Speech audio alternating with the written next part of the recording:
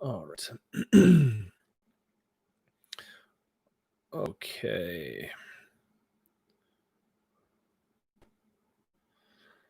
So we're going to live again on both platforms today, Instagram and YouTube. This was fun yesterday. I had a good time taking in questions from everybody, and I think it worked really well. We got to kind of check a handful of boxes off all at once. So we'll do the same thing again. I think that's just how it works. I have my afternoon coffee, feeling feeling better in a little bit here once I have that nice caffeine intake. Instagram, if you're wondering why the microphone, I can't hear you any better. Well, because I'm on with my YouTube fam as well. So if you're not part of our YouTube community, go be a part of it right now. How's that sound? Just go be a part of it. I want to see you. Want to have you there. We're like just over 12K subs on YouTube now, which is awesome. Hey, YouTube, thank you so much.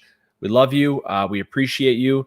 Sorry about this mess back here. This is cleaning bottles are a part of the gym now. They're in between every single athlete that comes in here, which makes things a little bit more annoying. If I'm being honest, it's a bit more annoying, but that's just how it's going to be now, right? You got to clean things more frequently. I think it's nice because it makes you practice hygiene at a little bit of a higher level, but it makes the hands sting and all that good stuff. So we're doing like a live Q&A. I'm going to talk about a few things as always. This morning's been really nice to kind of arrange and put things in order. A big part of PPA is obviously serving athletes all over the world with different types of programs and also services.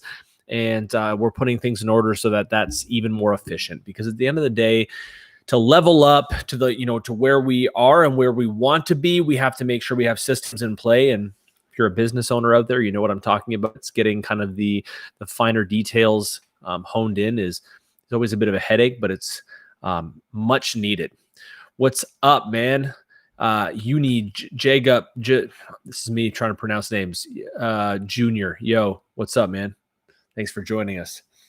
YouTube, you will have seen that I posted a couple videos today, and I have a handful of really good content that I'm going to be releasing throughout this week and into the following weeks. Now that I have more help, we're going to be able to record more long-form content. So it's really, really exciting to be able to have the confidence in knowing that we're going to be able to drop that much more for you. All right, Sabo, what are you saying here? Hey, I did some ankle stability work and my ankles are sore and I can't jump. Is it normal on isometric workouts? Yeah. So, I mean, when you do any type of, high contractile length movements like isos and eccentrics, where you're putting a lot of stress and strain on the muscle fibers and joints under a good amount of time, you're going to affect also the nervous system and the tissues themselves. So the contractile strength, the soreness, and as well as your nervous system will be slightly down-regulated. So completely normal. But a part of building you back up is also slowing down to speed up. It's patience, man. Yeah, man. Jaden, we've been posting more frequently. Not, I would say a lot, but I would say more frequently. I've been going through lulls, and that's my bad. And, trying to manage not only our social media platforms, but everything in general becomes challenging. It's not me trying to complain or make excuses. It's just what it is. But PPA is a lot more than just our Instagram and just our YouTube. We have a company that works behind the scenes to manage a lot of things. And we have an educational stream in here as well, where we train new coaches, and there's a lot of work to be done. So we do our best. What do y'all think today? Today I don't have the hat on. I decided to do my hair. It's getting a bit longer, so I went with the slick back look today. Feeling all right. People are like, "Hey, man, you wear a hat a lot. Are you bald?" Not that there's anything wrong with being bald, but I'm not bald. I think I have a fair amount of wigs, so lots of hair. Do you have a weight training program? Barry, we have many quote unquote weight training programs. We have a variety of ones that utilize weights from the gym. We have body weight and bands programs. We have technique programs. We have coaching resources. We have everything. projectpureathlete.com/shop. Let me just put that in there for you. So the cool thing about being on YouTube is that I can drop links in here. We just released a brand new body weight and band knee repair program, which is one of the first of its own. It's a 12-week comprehensive program that helps you get rid of knee pain due to patellar tendinopathy. So we're super pumped about that. No problem, man. Saba, that was for you, brother. Good. If you have questions, drop them, and let me take care of them. I'm going to sip on my coffee, so just let me do my thing. Oh yeah, today's a rest day for my body. I'm in off-season training right now for discus. I'm a track and field thrower in my more mature age. That's what I'm focused on, and I'm going to be getting strong and powerful through these quote-unquote winter months that are coming up. But benched yesterday as my main movement. Day before that, did some box squats. Legs are still feeling pretty wiggly. Nick, how to train tendons. Tendons are trained in progression like everything else. You want to train tendons kind of from a low to a high velocity state, meaning that we're going to start with things like isometrics, slow eccentrics, and then you're going to speed up kind of the eccentric work as you increase the load. You're going to work into obviously normal range movements and then into higher velocity movements and plyos to be able to increase elasticity and durability. So yeah, we have great videos on this YouTube platform, man. Go check them out. We have stuff on how to help with tendon pain and walk you through that process. All right, my man wants to know, I'm windmilling on 10, but can't dunk with 2 hands. I don't know why. Yeah, I mean, you're right there. Windmill is one of those things because it's a one-handed movement. It can be short-changed. So your windmill may just very well not be like a full extension windmill yet, which is allowing you to kind of move the ball similar to what it would be if it was just like a one-handed dunk. So a two-handed dunk is difficult, especially off the dribble, because you're going to be using that ball into 2 hands as kind of your arm swing or arm drive. But yeah, you got to get up a little bit higher, and I would work a little bit more on some lower rim attempts just to perfect that kind of dunk patterning, and it should help you a great deal. Kyle, have you ever dealt with an athlete with chondromalacia and the patella? I'm really struggling with it now. Chondromalacia is absolutely is quite common in knee as you progress through your teenage and your early adult years. Aside from giving you again, I don't want to pathologize what you have right now. What I'd recommend, Kyle, is you go check out Rehab Science on Instagram. It's our buddy, Dr. Tom Walters. He's a world-class physiotherapist, and we'll have actually in his profile, if you go, there's like highlight tabs, Instagram. There's one on hashtags, and you can find hashtags like knee pain something or knee repair rehab, or anyway, there'll be plenty of content in there on how to work with chondromalacia. So it's frustrating, man. I get that. He said tendinopathy and not tendonitis. He's studied well. Well, Jaden, my whole life, my whole professional career has been, learning as much as possible. I have a deep background, a master's in human kinetics, and 17 years now as a coach. And I take it very seriously as one of the forefront and leading specialists in the field of vertical jump in the world. It's very important that I stay relatively up to date on research and terminology. So thanks, man. All right, I think I'm missing some over here on Instagram. I'm trying to give some equal love. All right. Right now I have really strong legs. Also, I'm flexible, also pretty fast. You sound like a badass athlete. The only thing is I lack balance. Can't hold elevated heel workout even for 20 seconds. Let me tell you right now, Saba, elevated heels, stuff that we have programmed in our programs. I would say that in my prime and now I'm a pretty talented athlete. Coach Chase, very phenomenal athlete. We have many people in there that are elite and professional level athletes that have a very difficult time working with heel elevated holds. That doesn't mean that you have poor balance. It simply means that structures of your foot and ankle will progress and get stronger. Look at it like a challenge. You're not going to be able to perfect all movements and all outputs. It's part of the journey. So don't let yourself get down. It's tough, man. I promise you, I've been right there with you. It's part of it. Use it as motivation. When you have a dunk session at the end of your legs are dead, how do I work on jump stamina and endurance? Well, you're going to progressively overload the amount of jumps. And again, what I would recommend is that you don't necessarily ramp up the jump reps and volume too fast.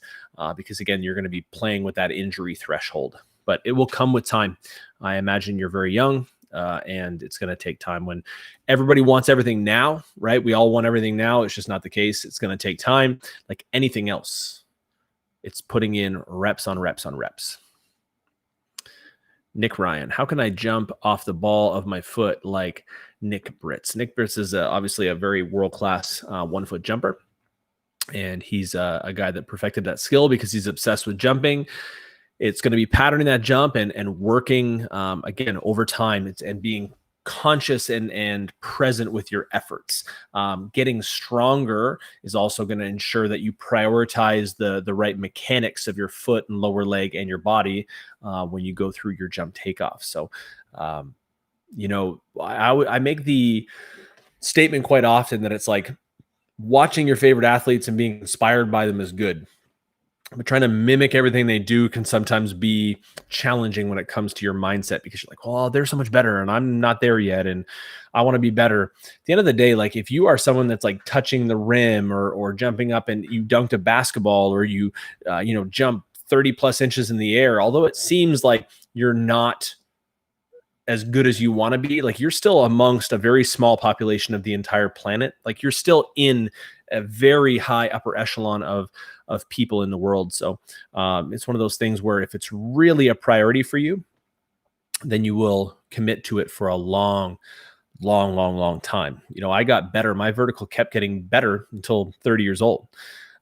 Same with Coach Chase. I think he jumped his highest at like 31 or 32. So when, 14, 15, 17, 20-year-olds come to me and say, I need to jump my highest right now. This is ridiculous. I've been training. I'm not seeing any results and this, that, and the other thing. When I was that age, it was like you were just putting in work and playing your sport and doing your best to get a little bit better every year. I think because we are inundated with so many jumps from so many people on Instagram and YouTube that it's unrealistic. We get these unrealistic expectations about how fast we should make improvements. And the reality of the situation is everybody is going to improve incrementally, right? Small chunks. You can get some big chunks every now and then, things like position and technique, but at the end of the day, it's putting in work over time. All right. I'm getting to these questions. I'm just taking my time. So if you want to hang out with me, hey, high five. High five to you. High five to you. And we'll get around to you. Oscars. Hey, man. Hey, what's up? Is doing squats, RDLs, bench press, and calves in one workout good? It's fine. What I say, it's like the most, efficient way to work out ever. Depends on like what your setup is and how much time you have, how often you train, what your rep set schemes are. But doing squats and RDLs and bench and calves in one workout is kind of it's standard amongst many programs that I know where you're hitting kind of full body stimulus. So everything can work, right? I think at the end of the day, it's important to understand that everything can work. Can you get better skipping rope? Yeah, absolutely. Can you get better going for runs? Probably. Sprints? Yeah. But it's making sure that you have concise programming. So you're not just, I think the biggest headache as a coach is an athlete that comes and says, I'm having a lot of difficulty, give me an exercise to do or whatever. And then I find out that what they're doing is they're going and like, you're cherry picking like exercises from this athlete and this trainer and this trainer. Well, this trainer said, this is the best. And this guy says, this is the best. So I'm going to do all of these, but there's no structure. Like you don't have an actual program built out. And Canada, I read the word Canada and said Canada. Go Canada. Having that program is exceptionally important to finding structure. So what I'd recommend is finding and doing a program and buying into that program, meaning not just financially buying in, but mentally buying into that program. And at the end of the day, you're left with, I think, a little bit more of a concrete result that might not necessarily even look like your vertical's gone up, right? It might be like, okay, listen, I only got half inch of vertical increase, but you've brought other parts of your body up. Sometimes we have to bring other areas of our physical capacity up before our vertical will even go up a little bit. So why people get very discouraged when they're like, I put in like 6 weeks of work and my vertical only went up 1 inch. Well, you gained an inch of vertical in 6 weeks. That's insane. But we see someone else that did 3 and we're like, well, they got 3. Well, they're them and you're you, right? So stop worrying about other people and start focusing on yourself. Put in the work, and we bring up all areas of our athleticism, but they come in they are built up at different speeds for different people, and different people have different levels that they need to increase to, because they're different people. So put in work, build yourself as a complete athlete, and as a result, your vertical will go up over time. Invest in the journey. I'm like a hallmark and a cliche. It's just like, it's super true, right? Is you invest in the journey. It's not about tomorrow. It's about year, 2 years, 3 years. Because what's better than jumping higher next week? Jumping even higher the following year, and higher than that the year after. Okay. I'm going back. There's a lot of questions pop up here. Appreciate the info. It's my pleasure. When I perfect my jump, you'll be the first who I am going to say thanks to. Saba, there's no need to quote unquote perfect your jump, but we appreciate the feedback. It's we're just doing our best to educate as many people as possible, right? When I get asked by a lot of my like local coach colleagues that are like, why aren't you in the gym with athletes locally every single day anymore? It's like, I did that for 15 years. Like I'm frontline with athletes from early in the morning till late at night every single day. And what I've noticed with being online and the wonderful thing about the internet is that you can hit a lot of people with a lot of different platforms, and I can get my methods and my philosophies out to thousands and thousands of people, and I can help thousands and thousands of people. And at the end of the day, that makes me feel a lot better, because I know that we here at PPA have a lot to offer that other people aren't necessarily capable of doing at the level that we're doing. So, okay. Have you ever dealt with, I already talked about that. I'm going to YouTube for a second. IG, hang tight. I'll read the questions out loud. Hey, do you have a one-on-one jump training program? Robert Hernandez wants to know if we have one-on-one training program. We can do custom one-on-one training. I think that you're best off to join our team PPA Remote Coaching. It's going to save you a lot of money in the long run, and you have access to us through the app. So it's $39 a month, and you get to jump onto a program, and you can switch between programs when you've completed them. You just kind of maintain access to the app. There's a direct messaging functionality built in where you can send us messages, videos, anything to take a look at, and we coach you right through the app. So I wonder if I can get that here. One sec. See if I can bring that up. I probably can't. Let me see here. I'll do it. I'll put it in. I'll get you. You know what? Who is asking that? Anybody that wants the link to our team PPA remote coaching, email info@projectpureathlete.com. Say, hey man, I was on your live today. Hook me up with that link, and you'll be hooked up. We'll hook you up. That's your best bet. Other than that, you'd be looking at $200 to $400 a month for one-on-one, because it's gonna be our time, and as a result, we're gonna have to charge you for it because we have a lot going on. This way, we get everybody under kind of the umbrella of the same app. We're able to manage everybody and be more efficient because we have a lot of people to help, and it's important to us that you're taken care of. Okay, we got here, Brandon. I have a question that's too long to type on here. Can I go live with you for just a minute to ask? Yeah, man, we can do that. Brandon, let's get you on here. Let's get you on here. 2 times, hey? I'll get you on live again. We got you.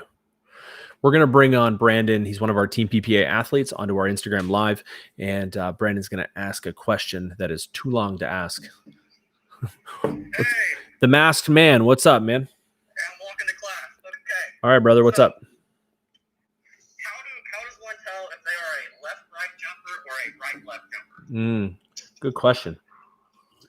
Because whenever I jump left-right, I can't control near as much speed, and my form is a lot worse than my right-left, but I get about the same height going both ways. I see what you're saying. Now, you're right-handed, I assume? Yes. If you were to jump off one foot, what foot would you jump off and jump your highest off of? My left. So, are you a volleyball player at all? No. Okay. So knowing that information, like initially I would probably say, listen, like to jump your highest, the likelihood is you're probably going to want to optimize left, right. And I'll say that because, the functionality of the plant foot, so the first of the last two contacts, right? The one that you come off your penultimate stride onto, that plant foot's responsibility is power. It's a concentric mover. It's responsible for the most amount of pushing into the ground. Okay. Like it receives acceleration. It kind of redirects the momentum, but it pushes harder than the block foot. The block foot is a braking mechanism. Okay. It's responsible for eccentric loading, and it's about 3 times the amount of eccentric force that the plant foot receives. So when I look at that, I'm saying, okay, like I want to see the athlete's dominant side. If you're trying to jump as high as you can, 9 times out of 10, the dominant side is going to be your plant foot.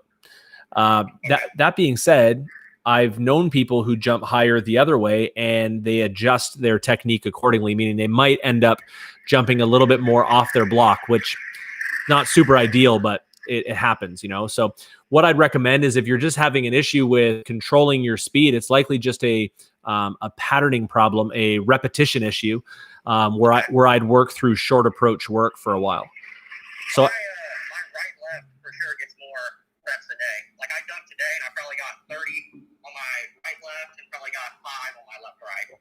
Sounds like just an issue of reps and like the motor learning skill. So stability is also going to be different into a plant foot when you switch it, because you're turning your foot a little bit, right? You're getting that turn stance. It's going to be patterning. I do some short approach work every single session on your left, right. And what'll happen is as you get more comfortable with it, you'll be able to bring more speed in. All right. Thank you. I appreciate it. Yeah, man. Go to class. Be good.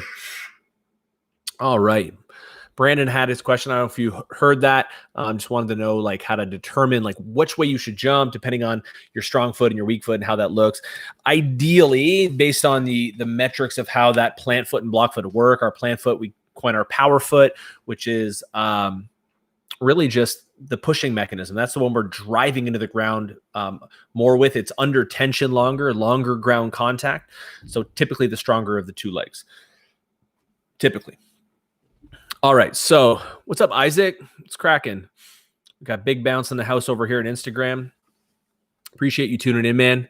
All right. I did have, let me see here. I got Josh over here on YouTube. What's up, Josh, my man? Hello, Josh. Tyler, what are your thoughts on retraining a jumper who's coming back either from a lack of reps or injury? And I imagine we're talking about you, and obviously I've seen you went into kind of the powerlifting realm for a while and put on some body mass, and there's some transitional stuff happening right now. Just like anything else, right? I think it's the pattern's still there, but with additional mass, it's going to affect the way in which you're able to produce, convert, and control speed. So if you're serious about getting back to jumping, then there is a sacrifice that's made in terms of body composition, I think, and it's to optimize obviously your health and also your jump height. So I'd really recommend like probably transitioning the training a little bit away from like the traditional powerlifting progressional blocks over time to get big numbers on bars, and kind of getting back into a jump style programming where you're working a bit of a different stimulus. For you, it's going to be, I'd have to do some assessments, but I know you pretty well, and you're obviously quite strong. It's going to be much more about that reactive strength right now and redirecting forces and velocities. So you get there, man. If you want to jump again, I mean, you're one of the higher jumpers I've ever known. So it's not far off, and you're already jumping high. It's just going to be how bad you want it, right? Like how bad do you want to jump high again? Is it kind of bad, or is it just because you miss it, right? What's it going to be like? All right, let me go back here on Instagram real quick. Yeah, Brandon is making some huge progress. Coach, please check message. I'm trying my best, dude. Trying my best. You might have to ask, if I've missed your question, just ask it again. Is weak block foot better than weak plant foot? Weak, neither of them is better than either of them. It's important that you're trying to optimize both. That being said, I think what I see more than anything is probably the plant foot not necessarily strong enough to absorb the amount of speed brought in from an approach, which is why people typically will decelerate and kind of disturb that approach speed. And you kind of see them affecting the way in which they're able to transition through that penultimate stride. I think it's important to understand the behaviors behind your jump versus just the strength. So it's also going to be, are you putting the feet down? Are you making those contacts deliberately, or are they passive effort where you're just kind of rolling through them? So neither is good to be weak. So that's the way I would say anyway. CJ Blanken. Would you say technique or muscle is more important for a jumper, or a balance? A balance. You answered your own question. By muscle, I imagine you just mean like relative strength. Let's think about it this way: is the technique is kind of the vehicle to express your strength, right? So being really strong and powerful is awesome, right? Really, really good. But if you are unable to express that strength and power through a technical means at high speed, then you're just losing power through those strides, or you're not actually able to tap in to all the power and strength that you have. So is it even worth having those upper echelons of strength if you're not able to even get into them? So that's why not prioritizing something like jump technique, or at least making it part of your equation, is shortchanging. And then really, in my mind, you don't have any feet to stand on when it comes to complaining about not jumping higher if you're not practicing or trying to jump higher and you're just lifting weights hoping that your vertical will go up. Like, it will go up to a point until it doesn't anymore. Saba, should 1 foot jump be loud or should it be smooth? When I jump, it's so noisy and painful. The jump is noisy and painful, or you are noisy and in pain? But no, what I'm getting at is there's a couple different types of jump archetypes.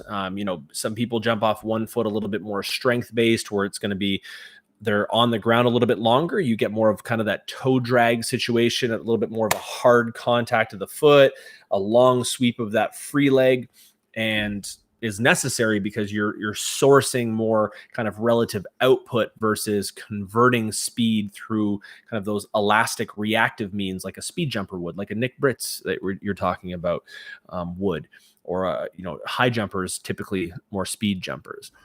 So you're finding out where you lie and fall in terms of how do you jump, how do you produce your highest jumps, and then you're practicing that skill and subsequently getting stronger and more stable alongside of it. So understanding that the jump is a skill, and that skill requires strength and stability to do at a high level. All right, I play basketball. What things should I work on in the weight room to become a better athlete? Name muscles. No, I'm not going to name like individual muscles, because you're not in the gym training like a bodybuilder.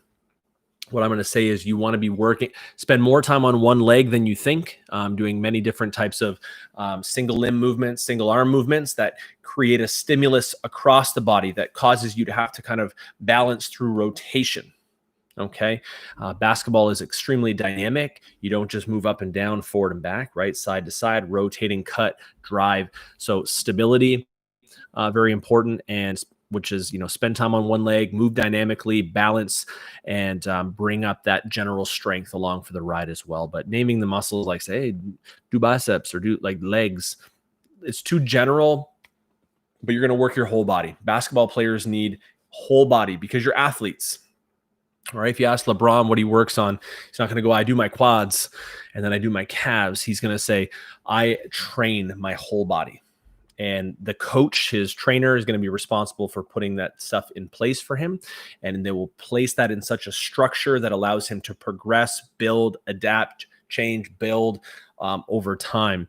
It's not going to be like, he goes in and does, 3x8 bicep curls and 3x8 leg press and just getting stronger especially for young athletes, generally stronger, anything, get stronger.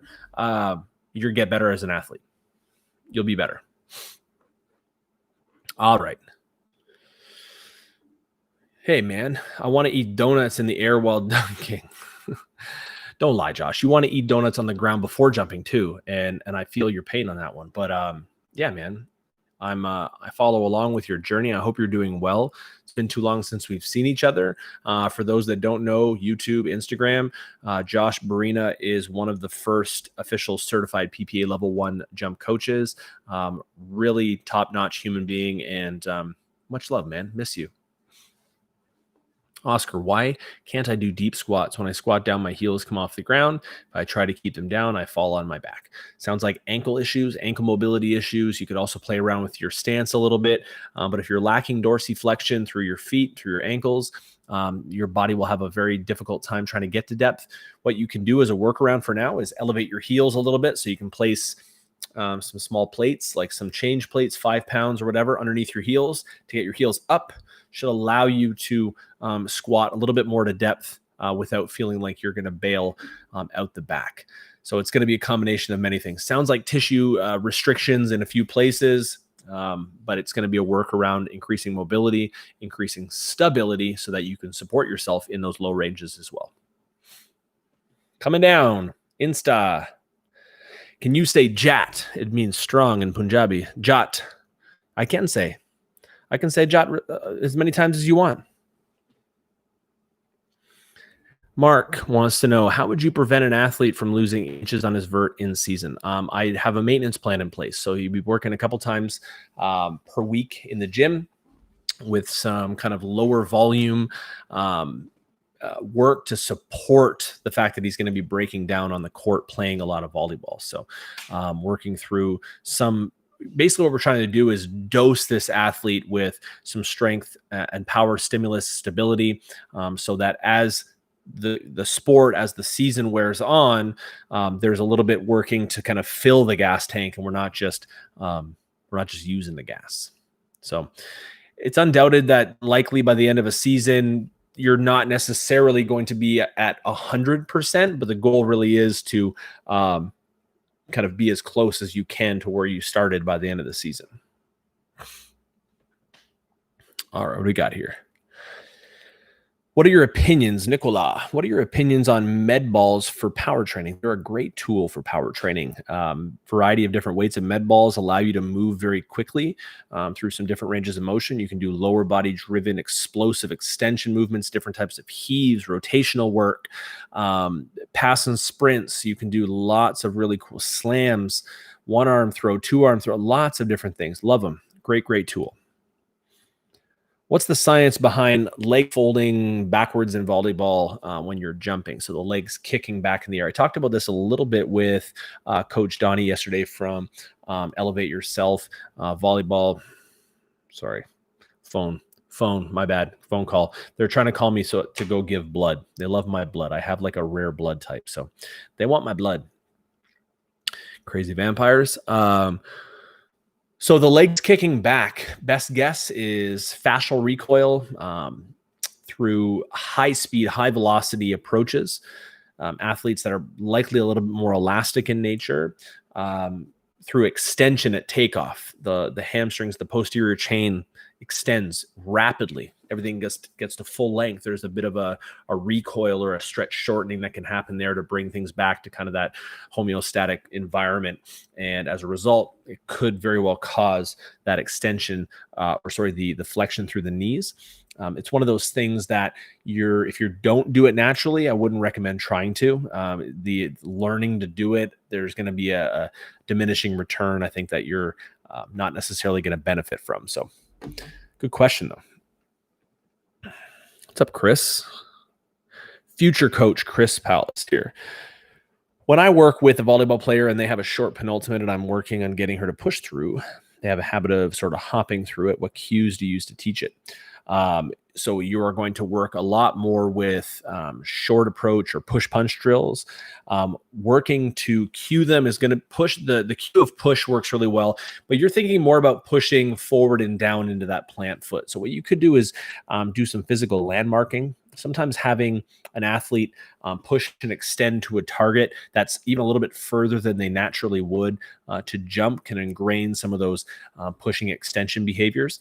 I'd start there. You can landmark on the ground, or you can landmark kind of at eye level, which I like to do. So whether you use like a squat rack or wherever you're training, if it's inside, you could use hash marks on the court and say, listen, I want you to load up the leg that you're going to push from, right? The toe off through that penultimate, you're going to load that up, have them lower their center of mass initially, so that when they push and drive, they're not pushing and falling through or galloping through that stride. They're driving down to that plant foot, and just work through reps there. It's going to take time, because what's going to happen, you'll find that younger volleyball players or younger athletes in general, when you try to get them to have this, really accentuated penultimate stride, if they don't have the subsequent stability and strength to support that plant foot that's extended out in front, their body's not going to let them go there, right? It's going to preserve, and they're going to shortchange it. So it's finding a balance of what's active enough for that athlete that's helping them get as much as possible through that penultimate, and then subsequently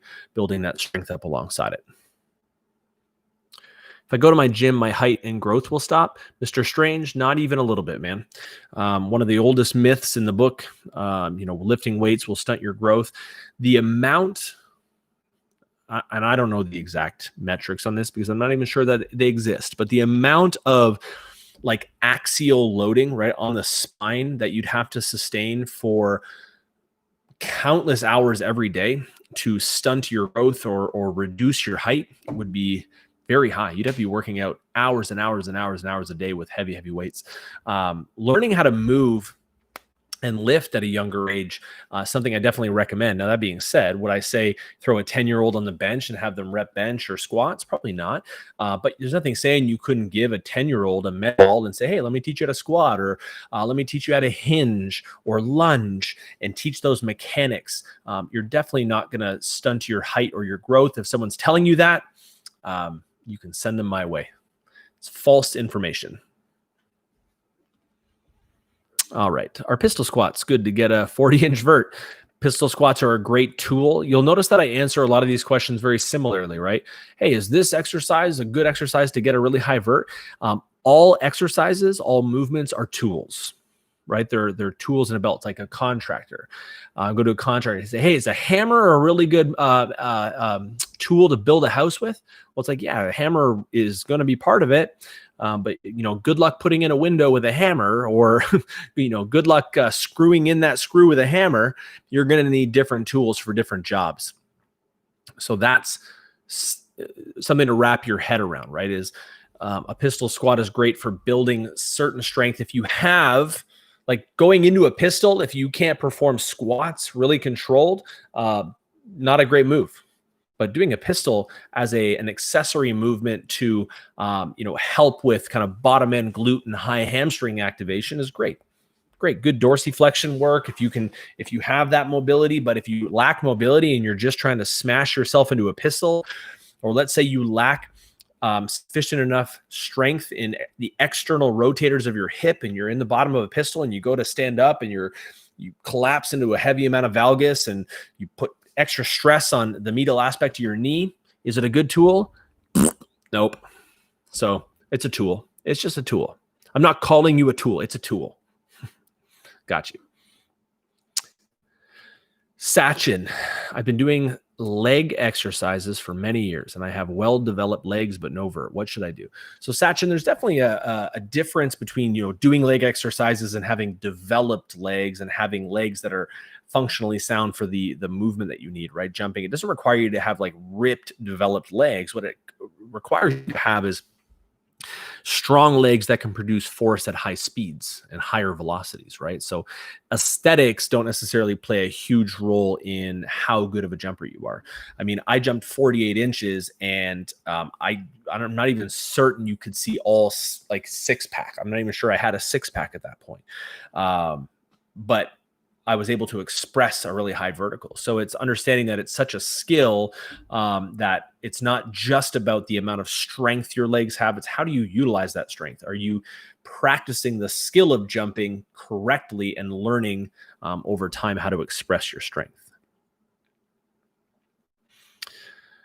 Gigi, I am 15, 6'2", and training with mini bands and ISOs. Can this help me? Absolutely. It's a great way to start. And you're young, so getting some stimulus in there is an awesome idea. We have a lot of really good body weight and bands programs that are used by even elite level athletes to supplement or even work in situations where you don't have weight. So if you're like working with mini bands and body weight, go to our store, link in our profile on Instagram, on YouTube, projectpureathlete.com/shop. You go to the top of this thread, I posted that link there, and go grab a program. We make our programs super affordable, $9 through $29 for comprehensive programs. These aren't like, hey, here's 4 exercises. Thank you for spending $20. Not even close. These are progressive built out programs with video libraries that are easy on the wallet. Easy on the wallet. Olympic weightlifting can be done on leg days. Or should I give one separate day? You can put Olympic weightlifting stimulus into all your workouts if you wanted to. If you're doing that and you have been doing that, I go through blocks where I have, I might do a weightlifting style stimulus as the beginning of every single workout, just for kind of like a neurological ramp and just to kind of get myself firing on all cylinders. So it can be done both ways. Saba, I don't like to show off. Something tells me that you don't mind showing off, and that's okay too. But I have to, because I want to know something like I'm 6'1", and can squat 180 kilos. Also, I can deadlift and hang clean. So how do I transfer this strength into vertical jump?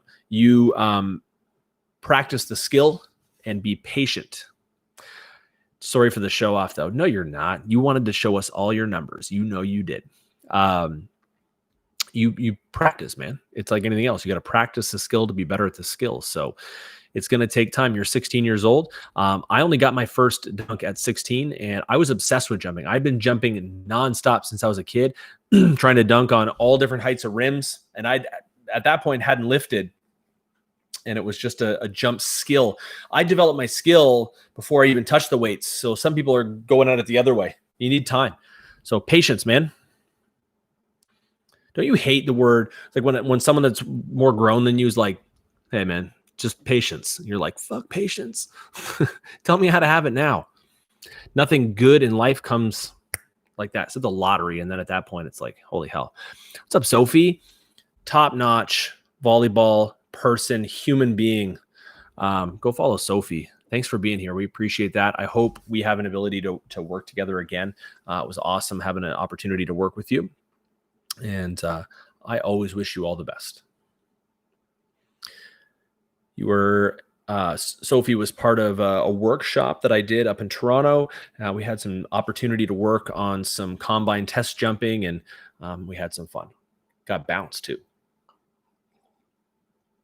I can't leave Reed Hall out of this, because if he was watching, he'd be like, hey, man, she works with me. And I'd be like, yeah, man. Reed's a great, great coach. And if you're a volleyball player, you probably know the name Reed Hall and the Athlete Matrix. Awesome trainer and lots of great work. Go follow them both. Felipe, flames to you, man.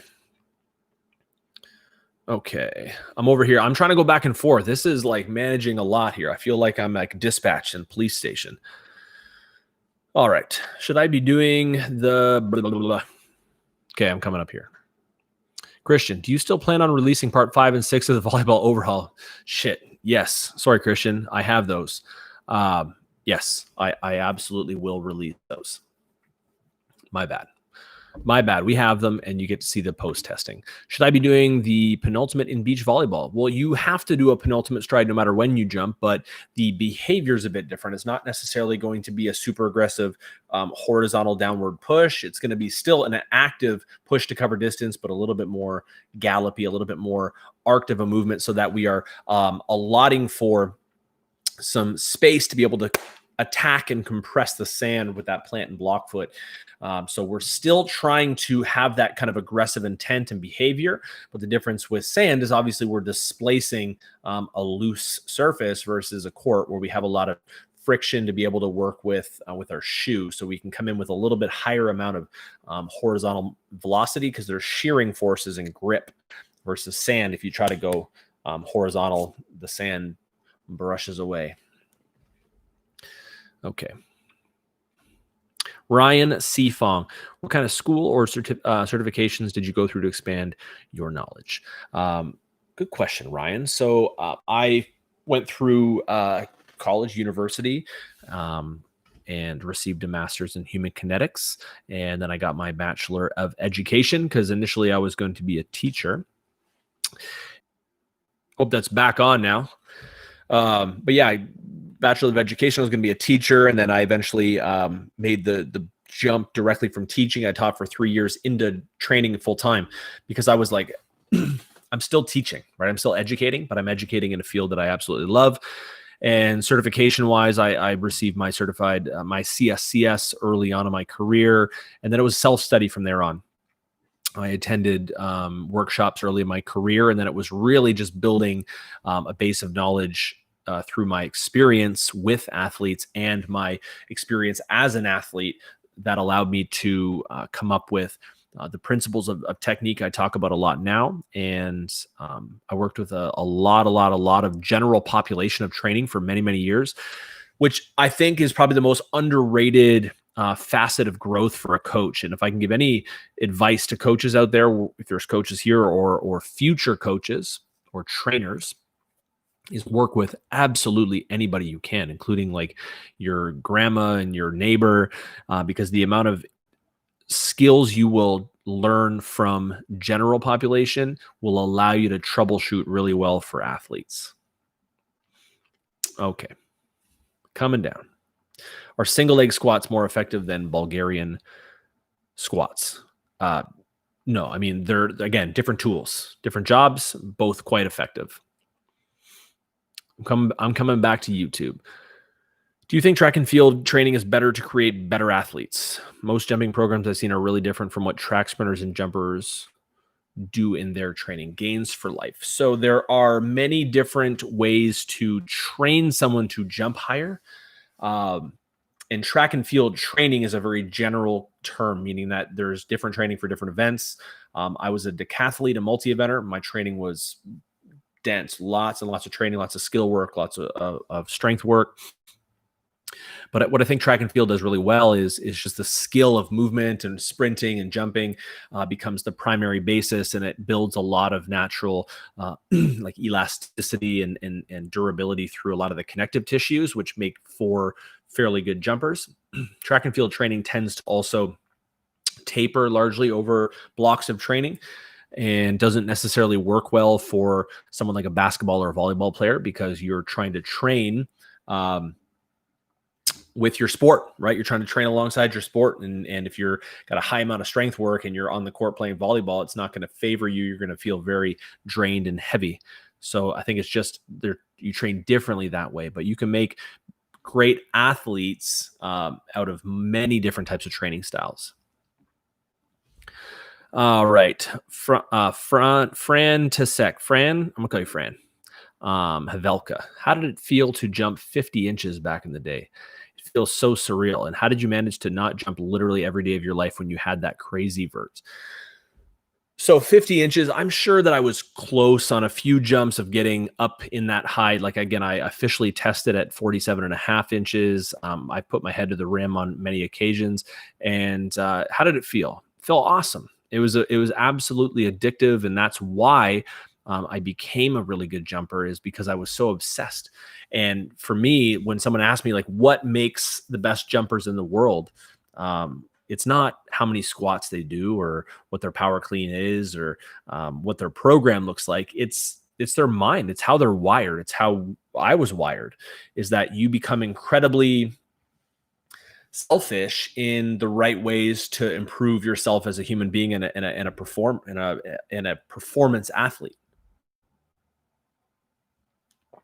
So if you are someone that's like, I want to jump as high as Jordan Kilgannon, or I want to jump high as the jump guys, right? You have to ask yourself, are you willing to put in the same amount of time that we did? Because if you were to have trained alongside of me on my come up, you may or may not have been able to hang. And that's just the case for most really high level athletes. Is what drives them is sometimes indescribable, right? They have a hard time voicing what it is, other than it feels like you have to, because it feels like part of you. And that's what I talk about, the natural, the jumper mentality is you're always searching for an opportunity to jump, right? You're the person that walks into a building or a room and your gaze and everything is up. It's like, what can I touch? What? And it's not because you necessarily want to, it's because you feel like you have to. You're just wired that way. So it felt great. And the way I didn't jump every day was I got more perspective and smarter as I got older, and my body just couldn't handle it. I was also a heavier jumper, right? I think, composition wise, I jumped my highest at about 200 pounds at 6'1". So a lot of jumpers are lighter, and it was hard on my body, and I landed hard because I was a very elastic jumper, and I really didn't prioritize my own health that way. And that's why I push it so hard now. Mr. Strange, I was in a deep sleep. Suddenly I got your live notification and woke up and joined live. Man, that means a lot, but I also want you to get your sleep. So I'd say we'll do our best to go live when you're awake, but I can't always promise that either, but we appreciate it. We always post our lives on Instagram, on our Instagram TV. So you can always go back and rewatch them. They're like great, almost like podcast style videos. So, and I know YouTube, you guys are awesome. You go and you watch those lives and ask great questions, and you're so thankful. So I'm thankful for you. I also can't control my speed while running, due to which both my standing vert and running vert is the same. So it's more going to be a result of technique and just perfecting that, and also your stability, so that you can convert the speed. Exercise wise, what exercise? It's going to be a combination of many. I would just get on a program that you trust and build some strength and get a little bit better. And then new program, more strength, and just follow along and just keep building and building and building and working that skill. But don't put a timeline. I think that's the big thing. Okay, ready? Don't put a timeline on when you should be somewhere. Like, have a goal, but don't put a timeline, because then if you don't reach it, the likelihood is that you're going to talk negative to yourself. You're going to bring yourself down. And if you're like me and any other human athlete, you have those moments where you're like, what the hell am I doing? Why am I not where I think I should be? Or why is this person doing this and I'm not doing that? Because you're you, and all you can control are your efforts. You can control nothing else. Do everything that you can. But don't make those expectations, because when you set expectations, the likelihood is that it's going to negatively affect you in the long run. All right. One exercise, Naman. The conclusion to increase double leg jump. Just one, please. Jump. You're welcome. If I had to pick one, it'll be jump. But why would you pick one? Sometimes I feel like I'm on a repeat. Why pick just one? Why are you making me pick just one? Hey, come build my house. Pick one tool. Do it. Screwdriver. Good luck. Good luck framing, right? Good luck cutting wood with a screwdriver. Sorry. You'll see that sometimes I come on and I'm just kind of unabashedly myself, and I'm a fairly sarcastic person in general. My wife would agree, but it's fun. What are some of the best single leg plyometrics for single leg jumping? I'll give you two that you can play around with. You can do pop-ups. So you're from a standing position, you're going to kind of drop into your jumping leg, drive up, drive the knee up, drive the opposing arm up, and then land. Pop-ups. What else is good for single leg jump? Like, it doesn't have to look like a single leg jump to be a good plyo for single leg jumping. I like single leg forward ladder hops, like just through a ladder, nice and quick on that foot. Quick ground contacts, good for the tendons. There's two. There's like thousands. And then they're not, I'm not going to say they're the best either. They're just two tools. There's two tools for you. Alliteration. Okay. If you had to guess, who do you think would be in Dunk League Volume 4? I don't know. I mean, you're going to have probably some of like the people that you've seen before. Like you'll have your, your Jordan Kilgannons, your Jay Clarks, your Guy Dupuis. And I feel like, I don't know if I want to speculate. It's going to be a really good volume regardless, but, who I'd like to see, there's a lot of like new names that have kind of popped up in the last couple of years. Anthony Hamilton's another guy that's been quite active, and our man Oliver Twist. I love that Instagram handle. So there's lots of really great dunkers and jumpers out there. Who will be in it? I'm not sure, but I imagine you'll see some of the and like Chris Staples will be in there most likely, because you'll want to see people come back and have those same rivalries. And yeah, you're right. Dunk League Volume 3. But again, when that films, I'm not sure. And how it happens, I'm not sure. All right, I'm coming back to Instagram. Is a single leg split jump really good? What are your thoughts about that exercise? Single leg split jumps are a great stimulus. They can be used many different ways, and also a great tool. I think while you're performing them is also to make sure that you're performing them and not dropping into heavy fault especially as catching yourself out of the split jump into the subsequent jump, is really paying attention to what's happening in the mechanics of your hip and your knee and whether or not you're collapsing a lot. So progression is key regardless of what you're doing. I'm Vanish. Did you squat heavy during your prime? Not very often, no.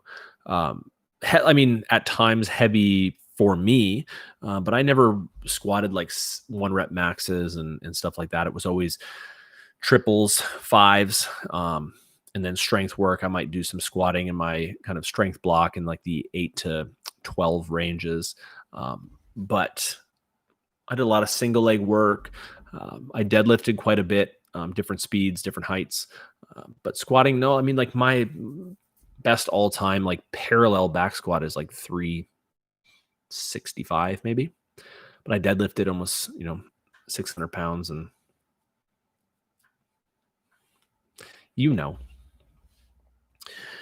how high can you jump just by jumping without training strength? That'll vary person to person. There's no way of knowing. There's no way of knowing people that have jumped near 50 inches and never trained a day in their life in the gym, just naturally outlying as genetically.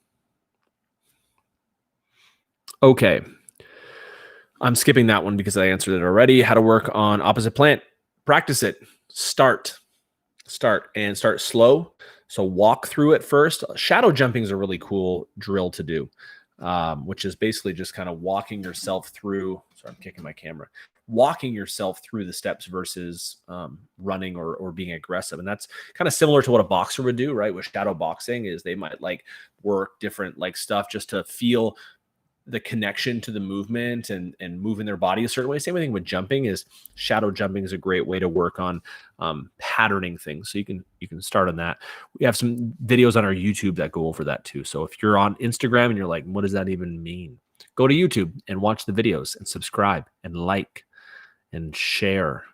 And what else is there to do? Enjoy. How do you properly land? My therapist told me to land on my toes, stay on my toes. I wouldn't do that, Kyle. Not that you can't. You can receive yourself initially on your toe to the ball of your foot, but then you're going to do your best to recover the heel as well. But you don't want to land on your flat foot. Ideally, you want to absorb into a squat pattern.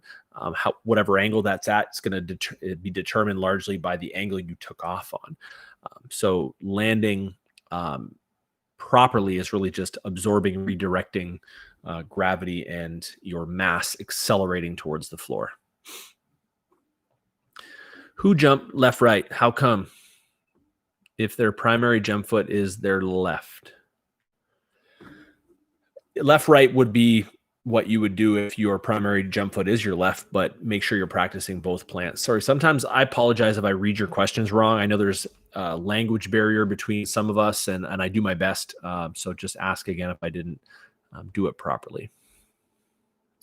I'm left, right, and stargazer, and right, left feels awkward to jump off of.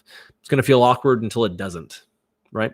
If you remember shooting a basketball when you were a kid, right? You shot from like down here, And then as you got older, maybe you didn't. For me, I did. You start to learn how to shoot from a bit higher until you can shoot so that defenders have a harder time blocking the ball and defending you. Felt awkward till it didn't. Right? It's any skill. Jumping is a skill. And it's not a skill that can be learned in a day or a week or a month or even a year. It takes multiple years. Athletes perform jumping their whole athletic careers and search for the feeling of that perfect jump. And may never actually ever feel like they had it. They'll feel like they have got close, but there's always room. If there wasn't always room, then there'd be no motivation to train and get better. Be like, okay, check, perfect jumper. Next. Victor. Hey man, yesterday I had some knee pain.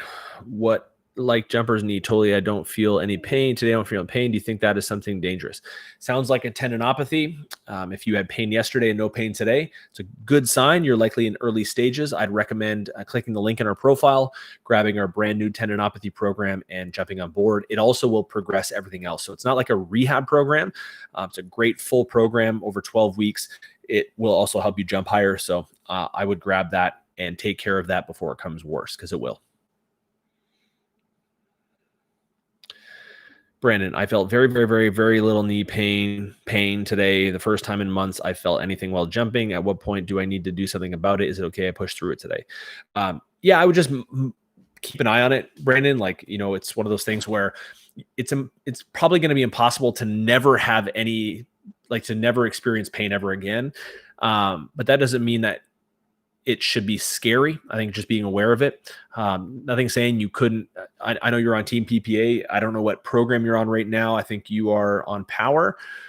You could always send a message out on the app, and we can also hook you up with the knee management program as well, which will give you some great variations to add in to be able to supplement that and help with your knees. Relatable, man. Just got my dunk. Much love for helping. Hey, appreciate that, Saba. Thank you. All right, I'm going back over to YouTube. What's your favorite dunk that has never been done by anybody? Mine would probably be 360 scoop elbow by Jordan Kilgannon or the throw-in dunk by Dwight Howard in the NBA dunk contest. What's your favorite dunk that have never been done by anybody? Oh, you're saying just done by like one person? Well, the throw-in dunk's been done. Call them thrunks. At least that's what they have been named after I left the dunk scene. But the 360 scoop elbow is a nasty dunk. What's my favorite dunk? I just love, I love so much stuff. I have a hard time picking my favorite of anything. Favorite dunk. I'll think about that. I'm like a big fan of just stylistic dunks. Like they don't have to be crazy tricky. I love things with really nice finish. Like an off the glass East Bay is like such an awesome feeling to me. Like when I watch that, it just feels good. When someone has that good rhythm, step, toss, push, punch, jump, bop, there's that nice transition, nice finish. It's a great dunk. I love that one. Scoop is a beautiful dunk. Glass, like cock way back. I used to do that as one of my dunks. I used to love that dunk. And yeah. All right, Ty Nelson. Me again. You're everywhere. No, it's good, man. What's up? What's your favorite plyo? My favorite plyo are drop jumps. That's just my personal favorite. I'm not saying that's the best. Do not think that I said that's the best. It's my favorite. Off a shorter box, really fast ground contact onto another box, or even just into a subsequent jump. Love drop jumps.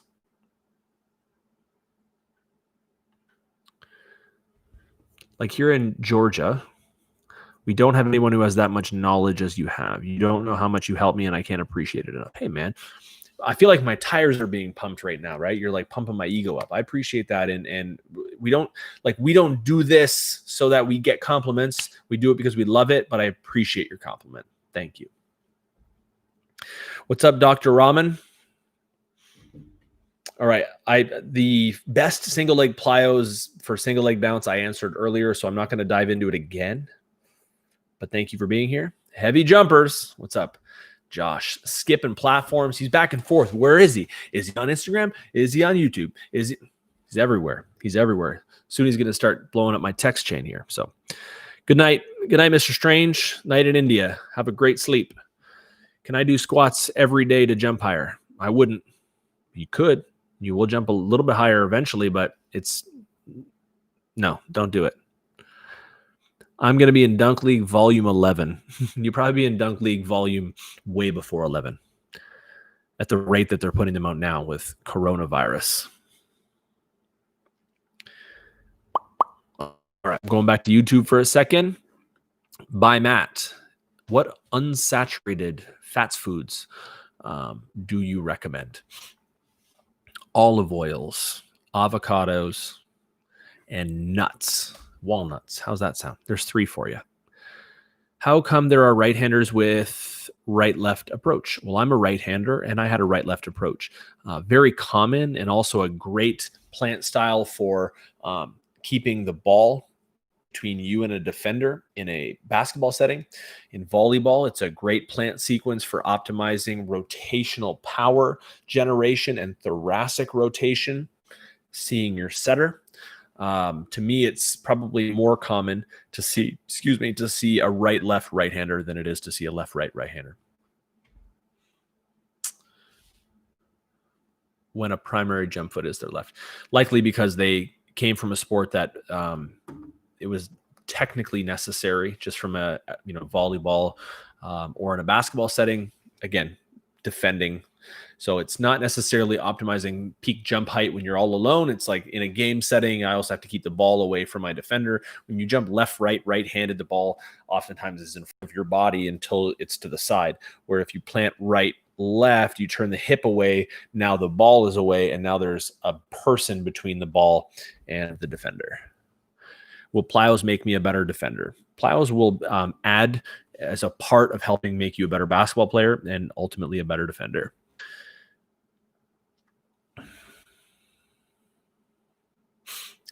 There we go. Woody Lane.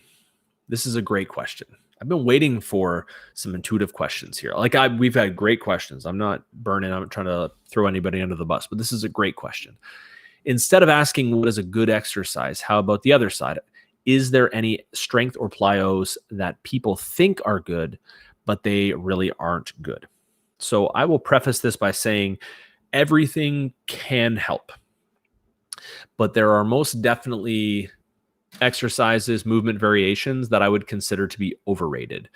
The number one overrated exercise for jump training is most definitely box jumps. You heard it right here. The jump guy said box jumps are overrated. They absolutely are. It's not box jumping that helps your vertical. It's jumping that helps your vertical. When we're just jumping onto high boxes because it's fun and it's good gram post, there's a lot that comes along with higher box jumping that is kind of shortchanging the effort, which is as you take off, it's like you have this momentary kind of snap moment where it's like, okay, I got to get my legs up. I got to cycle my hips through. And oftentimes what happens is you're not even getting your hips to the height of the box, especially when it gets higher and higher. It's just like getting your feet up really high. So I'd recommend like lower box jump if you're going to box jump, or you can just pop up into the air and just land, and you're going to get the landing out of it as well. Box jumps can take away the landing stimulus if you don't want the landing stimulus, but it's an overrated plyo for sure. Full depth ass to grass squats, I'm not going to say are overrated, but I'm going to say that they are overprescribed. To say that everybody needs them to jump higher is just false. So there are plenty of exercises that I think are painted as being like the be all end all. Like if you don't have, and there are people that will do that, right? There are trainers and coaches and athletes that say like, because they've found success with them. And I feel like along with finding success yourself, it's like, it becomes like the gospel and you're like, you have to do this. If you do, I did it and I got better. Bottom line is people will get better however they get better. The job of a good coach or trainer is to find out what stimulus elicits the best response from that particular athlete. Okay, I'm going to answer one more question because we are at 1 hour and 10 minutes, and I got to wrap things up. All right, Pranav PS2. maybe. After an aggressive penultimate, which I love, right? An aggressive, deliberate push. Is it okay if the heel gets involved in the left-right? So if you're pushing and it's a left-right plant, it's okay if that heel makes are you guys taking off? You have the, oh, I thought you had Jordan with you. You can come in. I'm almost done. Okay. It's okay if the heel touches, right? We don't want a heel strike, right? We don't want to decelerate on the heel, but the heel, and when the plant foot makes contact after that penultimate, you absolutely will contact heel outside edge of the foot. So you're going to go through supination, and then the foot rolls from that long side to pronation to the toe and the arch mechanism, and we toe off through pronation. So yes, it's okay if the heel gets involved. If you watch any good jumper, the likelihood is you're going to see, I would say 90% of them strike. The heel is going to come down, but it's not going to be an aggressive pop. It's going to be kind of a roll through because you're transitioning momentum, and then you're going to redirect it with that nice sharp block foot. Okay, there's a lot of questions on here, and they'll keep pouring in, and I absolutely love diving in, and we're going to dive in more. I think Coach Chase and I are going to be able to go live tomorrow. In the meantime, if you are Instagram fan, love you, go to YouTube, join it up, show some love, help us out. We try to do our best to help you. Hey, do us a solid and just go subscribe on YouTube. YouTube, what's up? Love you. If you're not on Instagram, just Instagram's over here, and then just follow us. Show us some love. We love you as well. Thank you. Thank you. High five. High five. Bye.